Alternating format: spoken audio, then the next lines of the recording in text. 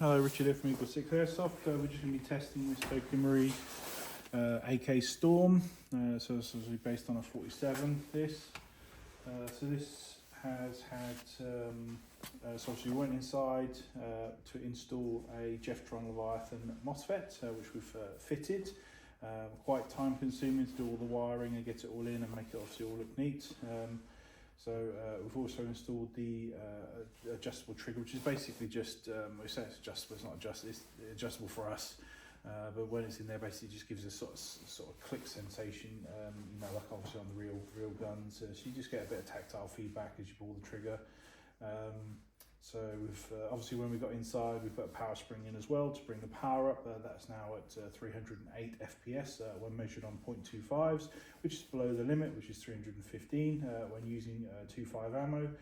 So we've also got, obviously when we went inside, we found that all the bushings are all loose, if you know what I mean. So we can't really leave them in there, if you know what I mean, for potentially spinning in location and stuff. So so we reseated all the bushings and redone and just double checked the shimming and then rebuilt and got it all back together again. And yeah, here we are, ready for testing. So we've already done a range test, which we were happy with, because obviously we haven't changed the original TM setting.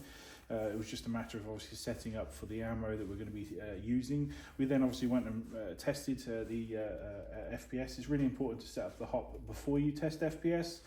Because hops can make a big difference on the FPS readings.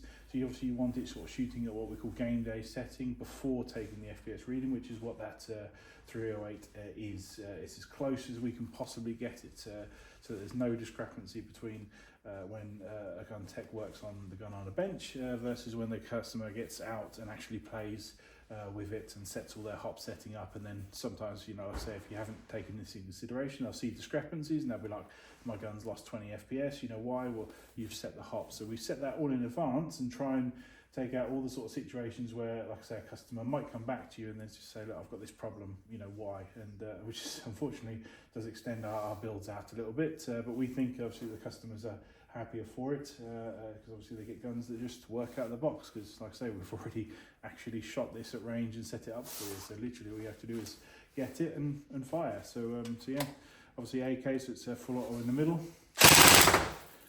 single shot at the bottom.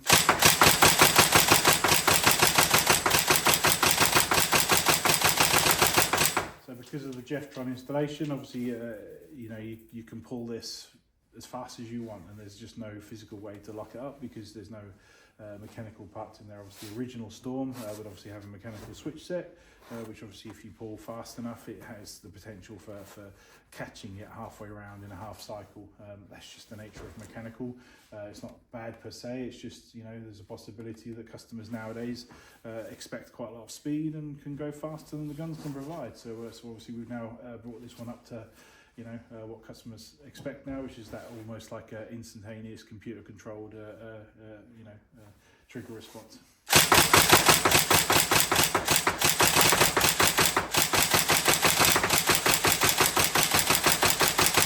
So as a result, obviously it's now instantaneous trigger response because of the computer that's in there, not because we're brute forcing loads of you know, current through it via 11 volt, which means, you know, as far as I'm concerned, it just doesn't need 11 volt. It just, you know, what it needs is instantaneous trigger response from computers and that kind of thing.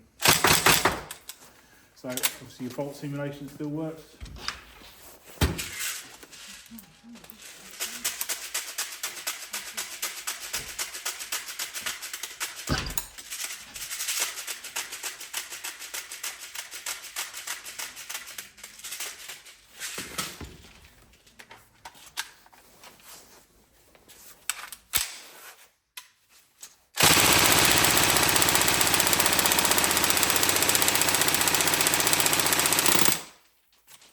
So you can see there's quite a high rate of fire because of the computer that's in there. So obviously that's you know, just boosts the system, and obviously the EG 1000 is considered a medium, you know, sort of motor. It's both high torque and speed. A lot of people quite like it because of that, because it kind of offers the best of both worlds. It's a popular motor. But as a result, obviously with the speed boost from the Mosfet and the motor, yeah, it's going at quite a nice rate of fire. So it's something like 11 volt would just trash this gun in 2 seconds. And I personally think that that's plenty on a fully charged 7.4 volt.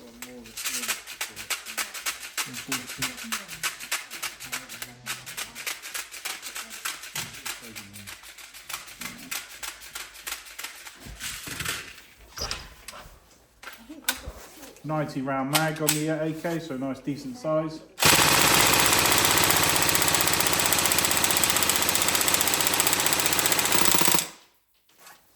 So when it runs out, obviously the auto protection system detects it and then shuts off.